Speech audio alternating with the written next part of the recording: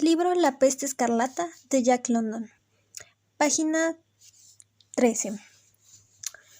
A pesar de todas estas enfermedades y de sus estragos, la humanidad seguía creciendo y cada vez más los hombres se aglomeraban en grandes ciudades.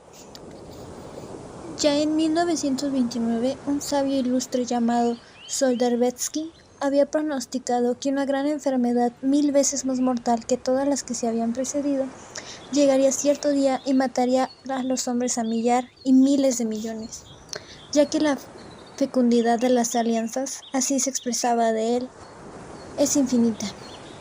En aquel momento, Cara de Liebre se puso de pie y con una mueca despectiva manifestó: «Tú chicheas, abuelo. ¿Quieres hablarnos de la muerte roja, sí o no? Si no quieres, dilo, y volvemos al campamento». El viejo, herido con su interpretación, se echó a llorar silenciosamente.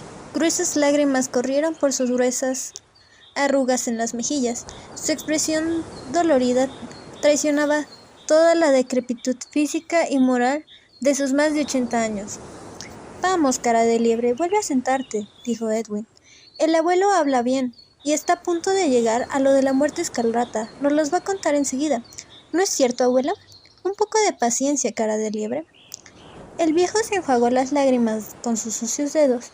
Luego reanudó el relato, con su voz temblorosa, que fue haciéndose firme a medida que se animaba en el curso del relato. Fue en el verano de 2013, cuando se declaró la peste escarlata. Cara de Liebre expresó ruidosamente su alegría, batiendo las palmas. «Yo tenía 27 años. Unos telegramas». Cara de Liebre frunció el entrecejo. «¿Unos qué? Ya vuelven las palabras que nadie entiende». Edwin le impuso silencio y el viejo prosiguió. «En aquel tiempo, los hombres hablaban entre sí a través de miles y miles de millas de distancia.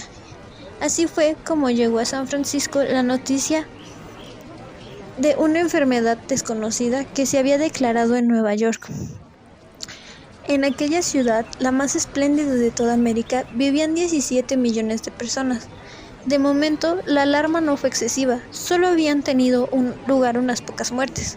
Sin embargo, según parecía, las defunciones habían sido rapidísimas. Uno de los primeros signos de esa enfermedad era que toda la cara y el cuerpo del que estaba atacado se ponían rojos. En el curso de las siguientes 24 horas, se supo que se había declarado un caso en Chicago, otra gran ciudad, y el mismo día corrió la noticia de que Londres, la mayor ciudad del mundo después de Nueva York y Chicago, luchaba en secreto contra aquel mal desde hacía ya más de 2 semanas. Las noticias habían sido censuradas, quiero decir, que se había impedido que circularan por el resto del mundo. La cosa parecía grave, desde luego, pero nosotros, en California, lo mismo que en cualquier otra parte, no perdíamos la cabeza.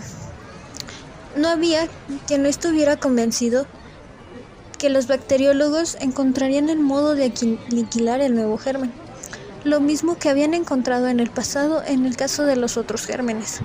Lo que resultaba inquietante, sin embargo, era la rapidez prodigiosa con que aquel germen destruía a los humanos, y también el hecho de que la persona atacada por él muriera infaliblemente. Ni un solo caso de curación. En otros tiempos ya se había conocido la fiebre amarilla, una vieja enfermedad que tampoco resultaba nada apacible. Por la noche cenaba uno con una persona que gozaba de buena salud, y a la mañana siguiente, si uno se levantaba lo bastante temprano, veía pasar el coche fúnebre que se llevaba al convidado de la víspera. La nueva peste era todavía más expeditiva. Mataba mucho más aprisa. A menudo no transcurría ni una hora entre los primeros síntomas de la enfermedad y la llegada de la muerte. Había casos en que el atacado resistía varias horas, pero había otros en que todo terminaba en 10 o 15 minutos de las primeras señales. Lo primero era que el corazón latía aceleradamente y que aumentaba la temperatura corporal.